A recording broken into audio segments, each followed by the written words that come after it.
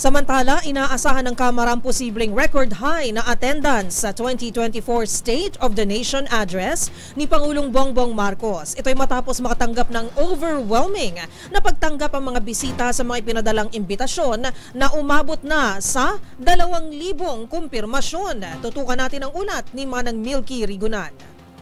Tinatayang pinakamaraming dadalo sa ikatlong State of the Nation Address ni Pangulong Bongbong Marcos sa July 22. Ayon kay House Secretary General Reginald Velasco, overwhelming ang pagtanggap ng mga bisita sa ipinadalang imbitasyon kung saan 2,000 guests ang nagkumpirma ng dadalo. Sa halip na +1 lang ang kasama ng isang kongresista, pinayagan na magsama ng halos 20 guests gaya ng mga mayor, vice mayor at ibang mga local officials. Ang plenary hall ay may seating capacity na 1,312 pero dahil sa mga dagdag na bisita, sinabi ni Velasco maglalagay sila ng 500 monoblock chairs kaya abot sa 1,814 ang papasok sa plenary hall. Sa hindi ma-accommodate sa plenary hall, sinabi ni Velasco, magbubukas sila ng dagdag na mga viewing room para sa mga bisita. Sa kasalukuyan, sina dating Vice Presidents Jejomar Binay at Leni Robredo ang nagsabing hindi makadalo sa SONA. Ang final interagency coordination meeting ay gaganapin sa Lunes na kabibilangan ng walkthrough sa plenary hall, sa back entrance kung saan dadaan si Pangulong Marcos at sa north at south wings